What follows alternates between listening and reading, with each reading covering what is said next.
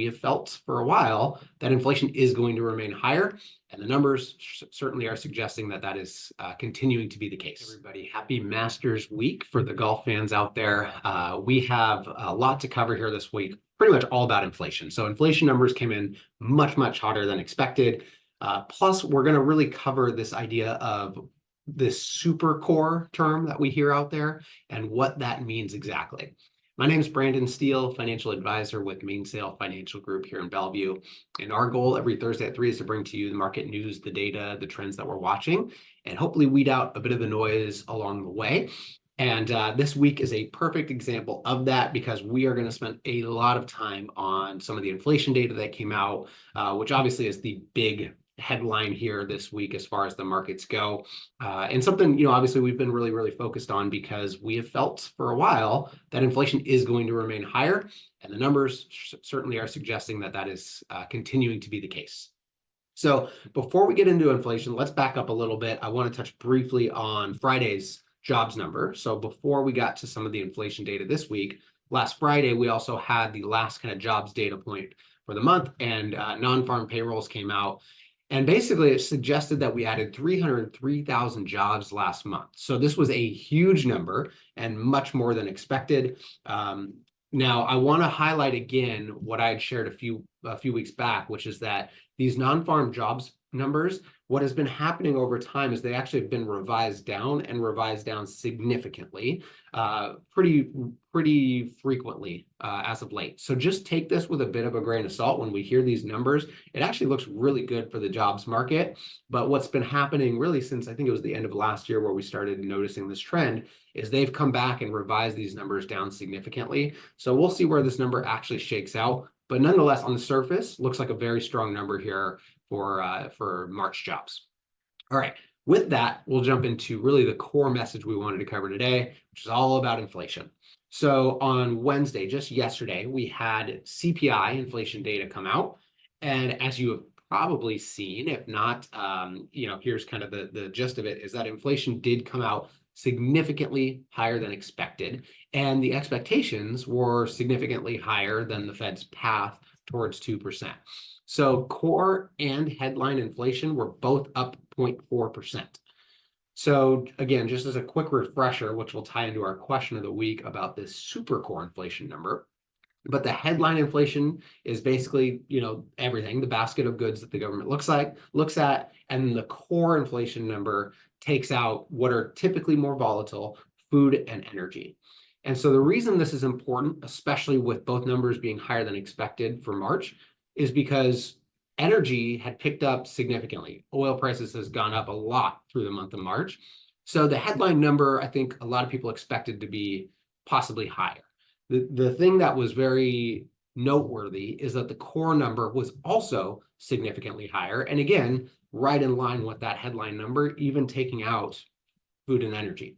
So this brings up the annual headline number to 3.5% and the core number on an annual basis to 3.8%. Again, nowhere near the 2% target that the Fed has really been suggesting that they're after. So, of course, we've seen a bit of a market pullback since. For those who do tune in weekly, that this is something we've been kind of watching really closely, sharing that inflation is very likely to be sticky. And, we're seeing it in the last 2 months' reports. But the reason this is so important is because now the market is actually starting to pay attention. Up until this point, I think the market has all but brushed it off. They've kind of suggested the Fed's going to do the same path regardless. And this time, so far, the market is taking it a bit more seriously. And what's important to note as well is that the bond market, so the stock market and the bond market obviously react differently to different news stories, but the general sentiment should be similar. And what has been happening for a long time is the bond market has been concerned about inflation, and the stock market has basically said it doesn't matter. Stocks have just obviously continued to creep up. So this has been one of the potential risks we've seen out there, and why we've been expecting some volatility. And certainly these numbers would suggest that this is still a challenge. And as we talk about this Supercore inflation number, you'll really get a sense of why this is so important as well. But before we get there, we also had producer price index come out today. So as a heads up for what it's worth, this did come out a bit lower than expected. So this came out at 0.2% for both headline and core producer price index numbers.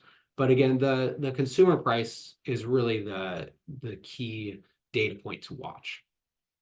Before we get into our question of the week, coming up next week, I do want to cover that we will be touching on consumer sentiment, retail sales, and then, of course, with all this inflation data, we have a lot of Fed speak coming up next week as well. So it'll be really interesting to hear what everybody has to share and get a little bit of a glimpse of what might be coming for the next Fed meeting as well. But before we break, we have a really, really timely question of the week, which is basically asking, what is this Supercore inflation that we're hearing in the headlines and the Fed's been talking about? And the reason you keep seeing me put it in quotes is because the reality is this is basically a made-up term.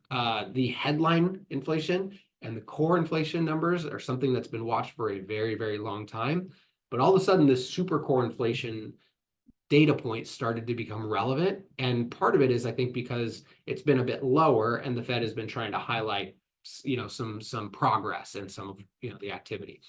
So I'll touch on what it is first, and then we'll talk a little about how it factors into the recent readings. So Supercore inflation, they're all a factor of the headline number, right? So we have headline number, which is basically the whole basket of goods and services.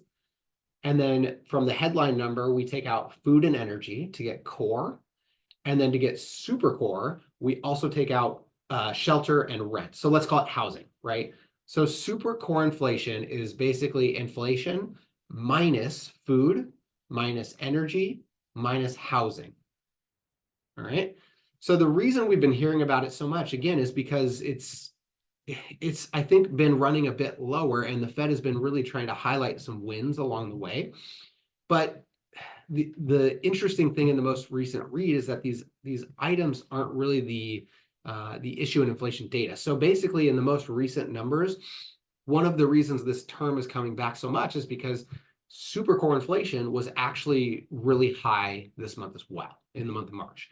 And part of that is because what we've really seen as far as the biggest impacts to this number, or to inflation in general, are transportation services and apparel. Those are two items that have really led that number higher in the month of March. So when we point towards Supercore, or the Fed points towards Supercore, say this month is a good example of why that maybe is not the best measurement, and why I'm focusing on something that isn't really something that's been measured in the past is maybe not the best way to view how inflation actually impacts us. The reality is we obviously do have housing costs as part of what we feel as consumers every day. And, again, just to strip that out, just to kind of find something in the weeds, I don't think is the best way to approach it. But nonetheless, again, even if you do that, Supercore inflation this month showed really high numbers as well. So question is, what is the Fed going to do? Again, it remains to be seen. We'll definitely keep you posted on some of the Fed speak next week. But nonetheless, I think it's important to note that the market is certainly taking this inflation data much more seriously so far. We'll see if they brush it off as we move into next week. But so far, the stock market is reacting to this, not in a huge way, but certainly taking it a bit more seriously. So thank you so much for joining us here. Do let us know if you have any questions. This was a great one, and we're hearing a lot more about this Supercore inflation term in the headlines again now. So let us know if you have any questions. We'll be happy to answer them in some of our weekly updates moving forward. In the meantime, again, for all the golf fans out there, enjoy the Masters weekend, and we'll see you next Thursday at 3.